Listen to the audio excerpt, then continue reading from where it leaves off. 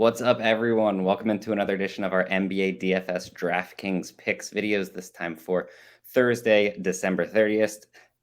December 30th, not 30th. I don't know what kind of date that is. I am your host, Justin Bales. You all know that, but you may not know who is with me today for the first time ever on one of our podcasts.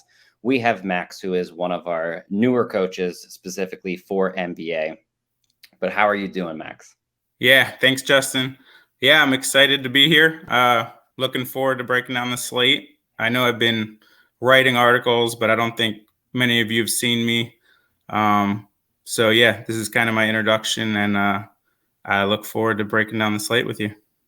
Similar to Spike, many more videos to come with Max on. We're now kind of grouping more of our podcast to get more people on, so it's not just the solo podcast that you're watching every day. I feel like the back and forth makes it significantly easier than the listener listening to me ramble on for 30 minutes about stuff that they probably don't care all that much about outside of the plays.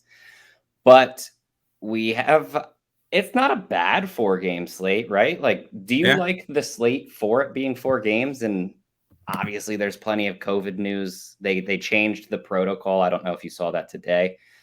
They went with what the CDC said, which is essentially 5 days if you don't have any symptoms. I don't know if you feel a certain way, but what player is going to say they have symptoms, right? They're just going to say, I don't, and then they're going to come back and play, right? Yeah. Well, I wonder if they don't have symptoms, but they're still testing positive. I take it they can't come back, right? Truthfully, I don't know. I didn't look all that much into it. I know a lot of people were complaining on Twitter, which maybe not the best source of information, but a lot of people were saying 5 days from your first positive test, as long as you're asymptomatic. Huh. Yeah, I mean, I saw that guidance come out from the CDC, so we're abiding by that. I have like 2 kids, so our daycare has been shut down constantly throughout this. Oh man, so it's brutal because you got kids running around. But 5 days will be better because they were closed for like 2 to 3 weeks sometimes. So that'll help me out a little bit. Yeah, I mean, I don't know. It seems I don't honestly know how to feel about it. I'm not like this super medical, like in-depth knowledge of medical information. It's not me. Don't know it. Not going to pretend to. It just seems that they're going to lie. Players are going to lie so they can play. Whether it matters or not, I don't know. But I mean, I guess for fantasy, it's probably good because we're not going to have to deal with no one playing every night, right? We're not going to have all these ridiculous 10-day contracts when not everyone's forced to miss 2 weeks, right? Right. Well, it's crazy because like I feel like it feels like almost half the league has either gone into health and safety or had COVID in the last 2, 3, 4 weeks. Yeah. So it's kind of crazy. Like, I'm like, are these people all going to get it? Can you get it again? Like, is this going to be a big spike? And then towards later in the year, it's going to kind of die down and we're not going to have that. But I don't know. Yeah, it's crazy. It makes the slate's a little crazy, and you kind of have to wait till right around 6:30 to finalize, even after 7 o'clock. So sometimes when the games are going on, and guys like Hassani Gravatt get pulled mid-game after he's played an entire half. I saw that. I don't even know what happened. Like, how does that happen? But he just went into protocols, and I mean, I don't feel overly strongly about the type of protocols that they're putting in because they know better than I do. But I do feel that if he was at risk of missing any point in time, he shouldn't have been playing to begin with. So how does he get pulled mid-game? Yeah, I mean, I don't know. Did they get like a test result in the middle of the game that caused them to just? I have no idea. That's crazy. I don't know. I don't know what happened on that one, but. All right. I mean, I'm sure that the people are actually sick of hearing about COVID, though.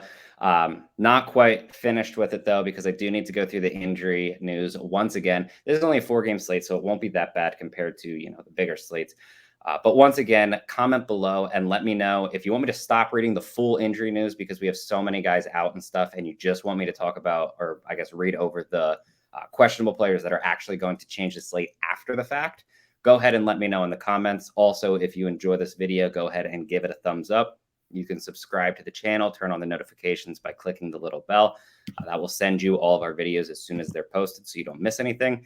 And then you can also comment any questions you have on the slate or anything that you want, and we'll be in there throughout the day to answer those questions as well. In terms of injury news, Orlando, we have quite a bit. Chuma Okeke, Markelle Fultz, Terrence Ross, Hassani Gravett, Cole Anthony, Mo Bamba, and Michael Mulder all out tonight. Moving to Philly, Danny Green is questionable. Danny Green is out. Shake Milton is questionable. For Brooklyn, Kessler Edwards, Daron Sharp, Kyrie Irving, and David Duke all out, but Kevin Durant, Cam Thomas, and LaMarcus Aldridge are all off the injury report. Obviously, you had Ricky Rubio tear his ACL. He will not be playing along with Darius Garland, Chetty Osman. They're all out. Then you have Jarrett Allen doubtful, Lamar Stevens, and Dylan Windler questionable. On the opposite side, for Washington, Rui Hachimura, Montrezl Harrell, and Aaron Holiday, and Raul Neto all out. Bradley Beal, Kentavious Caldwell-Pope, Anthony Gill all questionable. For Golden State, Draymond Green, Damian Lee, Klay Thompson. He actually is not that close to a return, but probably between the next 5 and 10 games, I believe he's supposed to at least be ramping it up to get ready for a return. All three of those are out at this point. And then for Denver, Aaron Gordon, Austin Rivers, Vlatko Kankar, and Monte Morris, all questionable. Still crazy that there's so many injury things to report on a 4-game slate, but it is time to get down to the actual position by position. Starting at point guard, what players are you looking at, Max? Yeah, I have a few players highlighted. There's a couple spend up options I like. You have Steph Curry and James Harden. I know Steph has been struggling a bit of late. So for cash games, I'm not sure you want to spend all the way up at 11,400 on DK. So if I was spending up at point guard, I'd probably go James Harden. I'm not sure we need to go there in cash just because Kevin Durant's back, and that has a pretty big impact on his rates. So if in cash games at point guard, I'm probably spending down. And there's a lot of news we're waiting on. The Bradley Beal news will be huge. I'm looking at Dinwiddie if Beal's out. Dinwiddie, I think, just came off like a 50-point game, fantasy point game. And his rates go over a fantasy points per minute with Beal off the floor. And then we have some spend down options on Denver that I like. That's also another one we're waiting on injury news. I think Monte Morris is listed as questionable. If he does play, I like Monte Morris at a 4,700 price tag. If he doesn't play, I would love to go to Campazzo at 4,100. So keep an eye on news. The Beal and Monte Morris situations are huge for point guard. But I think I'd want to spend down assuming Campazzo starts. Yeah. What do you think? No, I think that you outlined that extremely well. Point guard actually usually is a position that I love. It's generally small forward that I have a hard time finding players at because I just hate basically every small forward slate. Oddly enough, for the prices, not many guys that I'm really that interested in at point guard. I think the Denver thing is probably the top option that I'm looking at outside of assuming Bradley Beal's out, then Spencer Dinwiddie, like you said. The only player that I probably add, and really you could have him listed under shooting guard, not honestly sure, but RJ Hampton, locked into big minutes, with just a ton of people out for Orlando. He's scored 20 plus in each of his last 3. He played 27 plus minutes in those. We know that he comes with significantly more upside. I think 2 games ago, he actually scored roughly 30. But like last year, there were times when he completely took over the offense and he really dropped some massive fantasy games. And a lot of people thought that this would kind of be his breakout, and it didn't necessarily happen. But now he's getting his chance, performing well. 3,900 is just kind of a ridiculous price tag. Yep. So I totally agree. I like him. I had him in cash, I think, yesterday or 2 nights ago. So yeah, he seems pretty safe as well. I have him on my shooting guard, but yeah, he has dual eligibility, so he should be someone that's pretty easy to fit into your lineups. The other thing that I wanted to quick mention, am I just losing my mind, or is Brandon Knight not on DraftKings? I saw him. I thought he was on today's slate. I could have swore that he plays for the Cavs. Where did I see him? I know he signed like a 10-day or something, and I thought I saw him on today's slate. I think I don't remember what team he was on. I think I could be mixing it up because someone tweeted and said, what player is going to help a team in the playoffs? And someone else responded and said Brandon Knight. And I may have just put them together that he was on the Cavs with Rubio, and he's not actually, but when his 10-day is up, they're assuming he signs with the Cavs. Yeah. But, okay. I may have just completely messed that one up. I'm trying to check if I can find him real quick where he's at. Let's see. Yeah, he's on Dallas. That's it. I actually even knew that. And okay. So I'm just totally off. Everyone completely ignore everything that I just said. But Brandon Knight will be a Cav in the next 10 days. They need a point guard.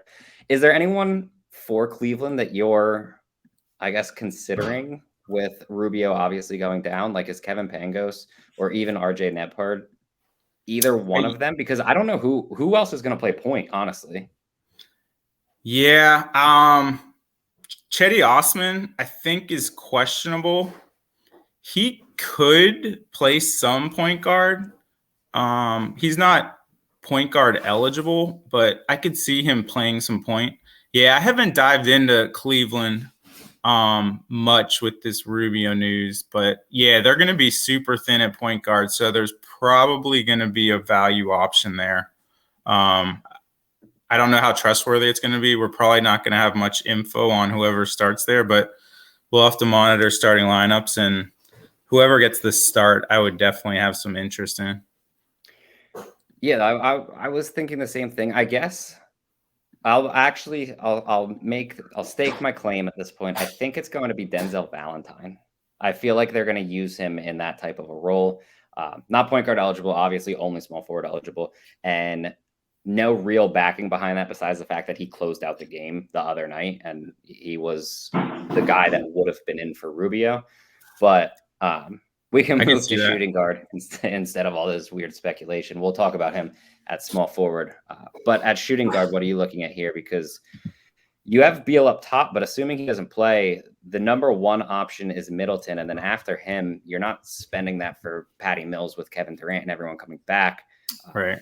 So it's not like there's a lot of high-priced options here. So who are you looking at shooting guard? Yeah, there's definitely not high price. So I'll be in cash for sure. I'll be spending down at shooting guard. In the mid-range, Will Barton has a pretty cheap price tag on DK at 5,700. He's typically over 6,000. So I don't mind that. I haven't been playing much Will Barton this year just because Nikola is just taking over that team. So I don't think he's getting as much usage this year. But at 5,700, I'd be considering that. And then you can just spend all the way down. Kispert, this is going to depend on the Wizards news again, but Kispert's just been playing. I think he's been playing like over 30 minutes the last 3 games or so. I mean, he's getting huge minutes. He's not a great fantasy point per minute guy. I think he's like 0.6 in the 0.6, 0.7 range. But if we're looking at 35 to 40 minutes of Kispert, assuming Beal's out, I like that. And then, as you said, we got RJ Hampton at 3,900. As we discussed, he's just off the bench, just the high usage guy that can, if he's going to get 25 plus minutes, he can smash in that, especially with Cole Anthony out. And then Campazzo also has shooting guard eligibility, so we can look at that, assuming Morris is out, or actually if Rivers is out, because I see Rivers is questionable. Rivers has been playing big minutes, so there's a couple ways Campazzo could open up for us at 4,100. Yeah, that I completely agree. I think there's probably 2 players that I would most likely add, maybe 3 if you're specifically talking tournaments. I need to see information on Jordan Poole. I know that a lot of guys come back from the COVID list and then they either sit out a few games after returning because of conditioning. I know he got taken off of the injury report, which to me suggests that he's going to play, but I need to see if there's a minutes limit or at least if they announce one. If he gets full minutes, I do think that he's a little bit too cheap at 6,500. Right around that, and this is a GPP play, would be Seth Curry. More or less needs his shot to be falling. I know that he has been adding a few peripheral stats in terms of more assists than rebounds, but also some rebounds. But if his shot is falling, that's when his upside truly kind of blossoms. And then as you move down a little bit more, we kind of need to discuss Isaac Okoro. First round pick for the Cavs, very high draft pick. The problem is throughout his career, he hasn't really done all that much. It's a short career. I'm not one to kind of jump on young players. Like he's still 20 years old or something. So there's more than enough time to develop. If he's going to, this is the type of time with essentially no other guards to take over where he can take over, control the ball a little bit more. I feel like Isaac Okoro is a really good option. I would be shocked if he doesn't see more shot attempts, right? Like you just have to assume that he takes over a larger part of the offense. And even though he's not a primary ball handler, he's not going to do that type of thing. I mean, in terms of scoring, you probably have to assume that he's going to take a step forward, right?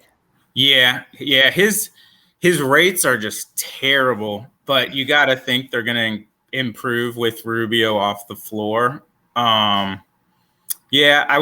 I'll take some shots on him in tournaments. Mm-hmm. I think there's just a lot of kind of guard wing pieces on Cleveland that you can kind of rotate in your lineups for tournaments. And I know Cedi Osman is questionable, I think. Yep. But if he plays, that throws another body into that wing rotation. So there's just a lot of bodies there with Valentine, Okoro, Osman, whatever other 10-day contracts they got. I don't know. So I don't know. I would play some in GPPs, but I'm not going to have a ton, I don't think, of Cleveland wings and guards unless there's just a really cheap option that's starting when we get that starting lineup. Yeah, I think that makes sense. I also believe that Okoro is more of a GPP play just because, you have the Hampton, you have Campazzo if he's starting, you have those kind of guys that you can use there. So don't think you really need to go with someone like Okoro in cash, but GPPs definitely make sense. At small forward, I mean, Kevin Durant at 11.2, his price is down quite a bit. When he went out with COVID, he was 12.3, which is significantly higher than the 11.2. I believe he had a few games without James Harden, though. Obviously, they're both playing now, and that's kind of when Durant really went off. Prior to that, it seemed like Durant rarely hit his ceiling. But are you planning on spending up? Because obviously we do have to spend up somewhere on this slate. Are you planning on spending up on Durant, or is this another spot where you're going to look kind of in the mid-tier down to the low guys? Yeah, so do you know if Durant, did he have COVID or what was he just injured? I can't remember what. He went in the COVID protocol. I'm not sure if he actually tested positive, though. I don't think they announced it. I do know that he was in the protocol, though. Okay. Yeah, because I've just been a little worried with some of those players coming off of the COVID protocols because I've been seeing a lot of conditioning issues. Mm-hmm. So I would be a little concerned if he did have COVID that he might be limited somewhat. And I think this is his first game back. Yeah, it is. Steve Nash, who number one guy in the NBA that we cannot trust. So take this with a grain of salt. But Steve Nash said that he expects him to fully play and that his conditioning at this point is okay. Okay. I don't trust Steve Nash even slightly. Yeah. even if I assume that he is fully healthy, I just don't think I'm going to get there in cash, for sure not cash, but even in tourneys, I don't think I can get there just because we have Giannis, we have Jokic, we have Embiid all on the slate, and Harden. So there's just some other spend up options that I'd rather go to than Durant. So I'll probably be full fading him tomorrow, even in tourneys, and just cross my fingers that doesn't kill me.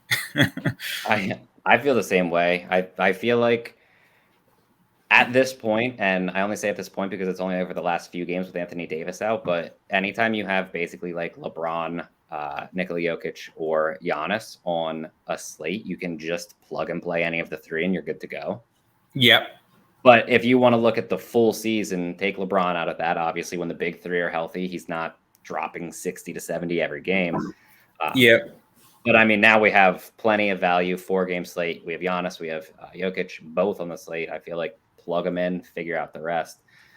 But who are you looking at small forward then? Yeah, so I'll go down the list. I have a couple guys I like. For tourneys, Franz Wagner, he's 7,000, so he is pretty pricey, but he just has random games where he just blows up. And I think Bamba is questionable.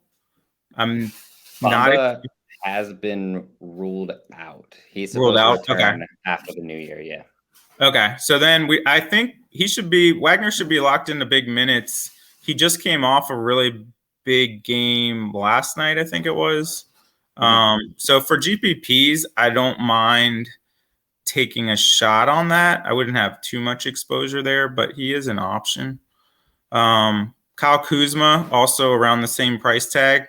If Beal is out, his rates go up, and I don't mind a matchup with Cleveland. So Kuzma is another GPP option. But this is a position for cash games that I'll probably be spending down. We already talked about Kispert on Washington. That's probably where I'd look to at small forward, depending on news. I think Caldwell Pope is also questionable. So the Wizard situation is really in flux with who's returning. But yeah, if we get Caldwell Pope back, that probably takes me off of Kispert. The other option, this is more GPPs, but Denny Abdia, I love this guy. I'm a big Wiz fan. I'm from DC, so I know the Wiz pretty well. But Denny, he is super long. He is amazing defensively, and he's starting to put it together offensively. So I love Denny. I played him the last game, thinking he was going to be lower owned than Kispert, and that didn't happen. But I like Denny for GPPs. He's a little more expensive than Kispert at 4,700, but assuming Beal and Caldwell Pope are still out and Denny's starting, I like that 4,700 tag for GPPs. And then go ahead. And then all the way down, this one's really based on injuries, but Devon Reed at 3,100, that could open up if we get news that Rivers and Monte Morris are out.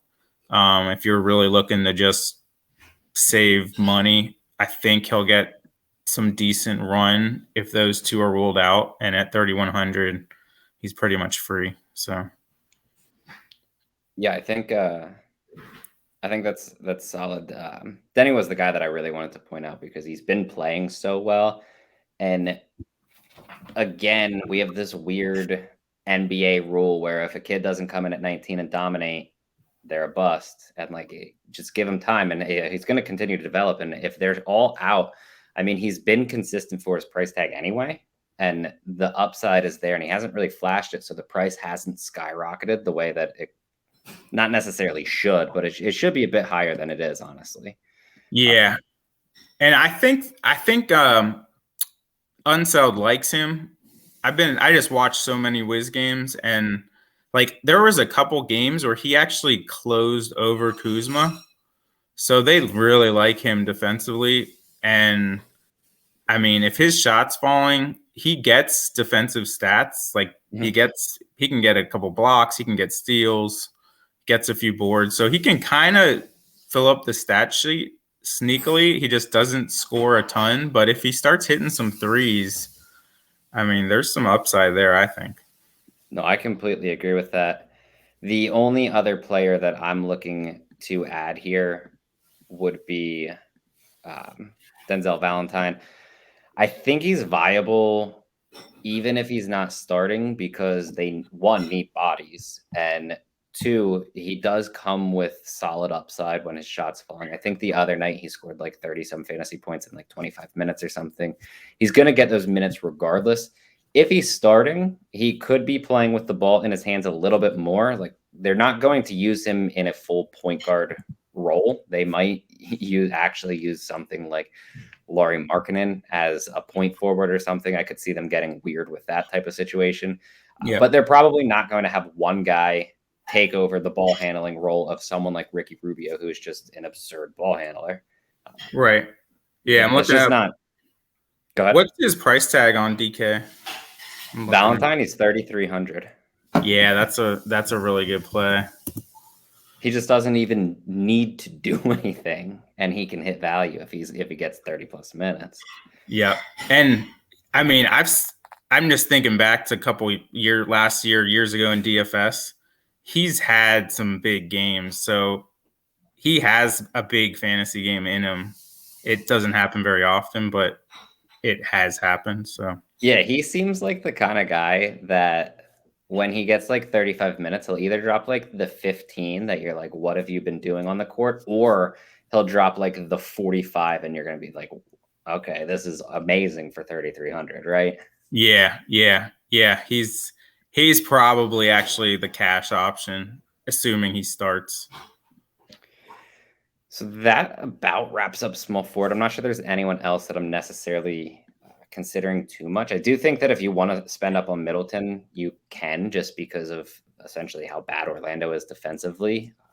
Probably don't necessarily go there because you're likely using Giannis and you just kind of want all the usage to go through Giannis there. But that's a good segue into power forward. I feel like we've discussed it. Obviously, Giannis, one of the top spend ups on the slate. But who overall, even including Giannis, are you looking at for power forward? Yeah, Giannis is, if we can make it work in cash, which I think we can, we're going to be most likely spending up for Giannis at power forward and the Joker at center. But yeah, Giannis, a couple other plays. Well, Wagner and Kuzma we discussed, but they have also power forward eligibility. Those are more GPP options. And then Kevin Love. So I think Jared Allen is questionable. But Kevin Love, like last game, I think he played over 30 minutes, which was shocking to me because I didn't think his body could take more than 25 minutes. But yeah, he played a lot of minutes, and even if he doesn't play a lot of minutes, his like rates, I was looking it up with a couple people off, and that was even with Rubio in, and he was at like 1.5 fantasy points a minute. So I'd have to look it up, but I mean, with Rubio off, and if Jared Allen's out, I mean, if Love even gets like 25 minutes, he can put up a monster fantasy line. He's 13 threes he's hit in his last 2 games. Wow. How many attempts is he in? In those 2 games, 21 3-point attempts. Jeez. Yeah, that's a lot. Kevin Love I mean, they just machine. Yeah, and Cleveland just doesn't have like that many options offensively right now, though. So, yeah, they have like no one, especially no one that can create their own shot. When you look at their players, like who creates their own shot? Mobley, not particularly. Isaac Okoro, not particularly. Cedi Osman's more of the spot up 3-point shooter. No one creates. Yeah, there's no one. I could see Cedi kind of being getting a little more usage. He's someone, I don't know if we talked about, but he could be sneaky if he plays, but his price tag is a little high, 4,800. I was hoping that'd be more like under 4. But yeah, Love, he just has tons of upside. I don't know that I'd want to play him in cash, especially if he's not starting, but maybe if you're really feeling frisky. But I would definitely have Giannis for sure. And then Denny has eligibility at power forward too, so that's another GPP option. Who else do I got on here? There's not really much else. Toscano Anderson started last game. The minutes didn't look great though, and they do have a lot of options. But at 3,700, he's not a terrible play for GPPs. I always like this one's more of like large field GPP. Just take a shot, but Bielika, he's at 3,500. He just is a great fantasy point per minute guy. Mm-hmm. So I tend to just get a couple percent of him in like MMEs, just with the chance that he gets. Well, one, he has a couple ways he can like hit. One, his minutes just for some reason increase. He gets over 20, and you're looking at over a fantasy point per minute guy, so he can crush that way. Or even in 15 minutes, if he just is really efficient in his time at 3,500, you don't need him to do much. So that's really just a really deep GPP option, but someone I like to take flyers on. Yeah, I agree there. I think you basically outlined everyone that I wanted to say. I guess there's two guys that I don't feel great about, but with it only being 4 games, I guess you can kind of more or less take the shot if you want. The first one, and I would like to know how you feel about this. Jordan Nwora, are we just not on him now that Milwaukee's players are back? That's the way that I'm feeling, but he was playing extremely well. Any interest at all in him? I'm just assuming he doesn't get the minutes, right? So I didn't have much time because I've been working on the slate tonight or last night, but I just looked at his game log and he's putting up fantasy points and he's getting the minutes, but I haven't dived into it. I don't understand how he's getting these minutes unless it's blowout run. Yeah, I think his last game was prior to Bobby Portis and Giannis returning, I believe. I don't think he played in the last game where Portis and Giannis played. So they had a bunch of forward minutes available. Okay. Yeah, I'm looking him up now. Because he hasn't really ever played more than like 20 minutes max with, Middleton, Giannis, Portis, all of them healthy. But yeah. I'm his just last assuming game is 12-23.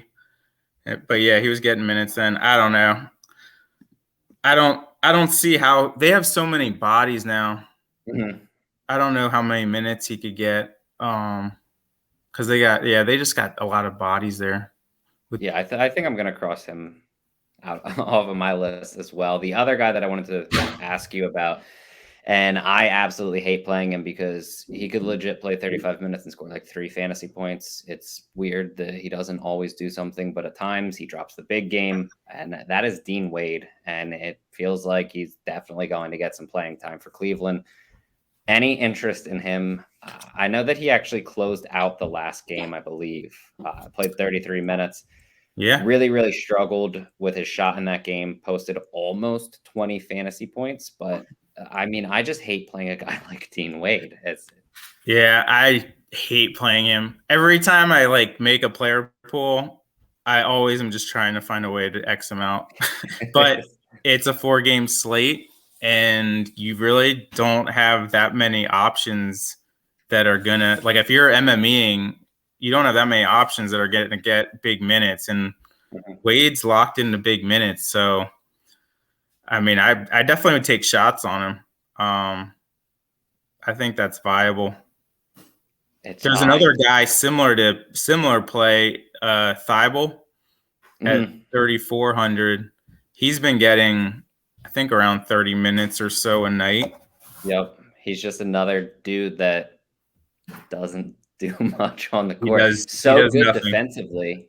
Yeah. Doesn't add the stats for really being that defensive, right? Yeah, he's had over 30 minutes, 3 out of 4 games. He just does nothing offensively. I You're feel basically relying on like stocks. Like you need like 4 steals and blocks with a couple points, a couple rebounds. I'm guessing that tonight is the night that somebody plays Thibault and Dean Wade, and they both drop like 30 plus. Yeah, I mean they're And both that's who getting wins it minutes, all. so they're not terrible plays on a 4-game slate. Oh, it's. I was hoping you were just gonna say, "Nah, we don't play Dean Wade tonight," and I was gonna move on. I was just gonna This accept might it. be the only slate where I say it's viable. Oh man, we can move to center and wrap this bad boy up. Nikolajok, if he's playing, you can play him. End of discussion. The matchup doesn't matter. I think he actually did just play Golden State, dropped 60 fantasy points against them. So it's just the Joker. He's matchup proof. He's not priced out at 11.9. He's a great play. Who overall are you looking at for center though? Yeah, it's kind of weird. You mentioned that Denver just played Golden State. Also, Milwaukee just played Orlando. So there's 2 out of the 4 games are like back to backs, which is kind of weird. And the third consecutive Milwaukee blowout of Orlando, where you keep playing guys in it, and you're like, oh, Milwaukee can't beat them by 40 at half again, and then they do. And Yeah, that's we didn't really touch on that, but there is a little risk in Giannis. So like if I'm just talking GPPs for a fade there, you're basically banking on a Milwaukee blowout, which could happen. I mean, it's happened before against Orlando. Orlando's terrible. I mean, they're just terrible without Cole Anthony. So just thought I'd throw that out there. But anyway, back to center.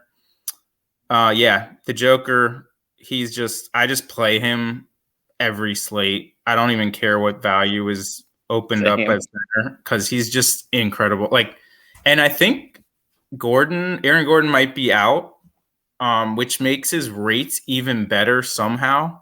I think I looked at that and it was like he went up like from 1.8 fantasy points per minute to like 2 almost. I was like, this isn't insane. Like it's something wild. So yeah, I always play him, and usually slates with the Joker on him, I do well because he almost never disappoints. I think he had that one game he disappointed, but yeah, he's a lock for cash in my opinion. And then other center options, Embiid's more of a tourney play. He's 900 cheaper than Jokic, but he's not close rates wise to Nikola. So he's just a GPP play. And it seems like Embiid's always on slates with Jokic. Like, yeah, no, he's always underneath them. Yeah, and I just never get to him. So I don't know. GPPs you could try to get over the field. He's gonna be probably low owned, but yeah, I just play Nikola. And then other than that, going down, there are 2 kind of mid-range cheaper plays. Daniel Gafford at 5,000. Harrell is out, I believe, tomorrow. So Gafford at 5,000. I think he played like 35 minutes in the last game that Harrell was out. So at 30, even if he gets 30 minutes, he's a fantasy point per minute guy. So he can crush a 5,000 tag. I love Gafford. I've been on him since the start of the year. He was kind of disappointing at the start of the year, but it was mainly because he wasn't getting the minutes. But yeah, with Harrell out and they're playing Cleveland, yeah, I'd try to do double center for cash and probably most of my tourney lineups just because there's some really good value with Gafford and also Nick Claxton at 4,900. He's been getting minutes as well lately. I think he's had over 30 minutes his last 2. Looking it up now. Yeah, the only thing that I would say about him, and this is again such a weird situation that we don't necessarily know at the moment, but LaMarcus Aldridge is off the injury report, Oh, that's which right. will take off from him. The only problem is Aldridge last year was last year, right? Had the heart issue, Yeah. and then now he hasn't played in quite some time. Is his conditioning there? How many minutes can he get? Like, we don't know that info at this point. I agree. Claxton will be a great option, and he's way too cheap if there is some type of limitation where Aldridge can't play, more than 20 minutes. Yeah. But if Yeah. Aldridge is back to full time, it's tough to use Claxton then, in my opinion. Yeah, I forgot about that. So yeah, that's a good point. So that probably takes Claxton out of the cash conversation. So yeah, for cash, like I'm double center and I'm probably doing Jokic and Gafford and filling it out from there. But yeah, so that makes Claxton more of a GPP option. If he's starting, which he probably would, Claxton probably starts. So he could still see similar minutes with Aldridge just coming back. But yeah, it is a little more risky. And then other than that, there's not much. I mean, if you're looking for like a really cheap tourney, I guess he's a tourney play, Kevon Looney. Mm-hmm. He's been getting a little more minutes of late. I think he's been at like mid 20s, close to mid 20s lately, which is a little more than he typically gets. And he's close to a fantasy point per minute guy. The problem is he just doesn't have much upside. Like he always seems to just get Top out at 25. 17 to 25 but at 3,600, I mean, on a 4-game slate, if he can get you to 24, 25 fantasy points, that might be okay. It's just center's so loaded. I don't know. It's hard to get there with so many options at center. But yeah, yeah. I agree with that. I think for me, it seems like Jokic, very clearly the top option, followed by Gafford. And then you can use someone like Looney. You can use Joel Embiid. You can even use someone like Bobby Portis if you want to, all in tournaments. I do think there's some merit to using a guy like Wendell Carter Jr. He's actually playing extremely well. Regardless of kind of how he plays, he's going to be locked into those bigger minutes. I know that in the blowout against Milwaukee in their last game, he started out pretty poorly. He fouled, I think he fouled twice in like the first 4 minutes or something crazy. And he still got up to 33 minutes. So they don't have bodies. And Wendell Carter Jr. is not a guy that's just going to get benched for a blowout at this point. Like they can't do it, right? Yep. And right around that same price range, Evan Mobley at 7,800. Mm-hmm. The only actually both those, Carter and Mobley, are both power forward eligible. I didn't bring them up, but those are decent GPP options over there. I would play them at power forward over center. Yeah, it'll be much easier to fit them in the lineup so that you can use the power forward or forward positions as well there. Yeah, because they both play pretty good minutes. They're around fantasy point per minute guys. So, yeah, those are guys we could take shots on.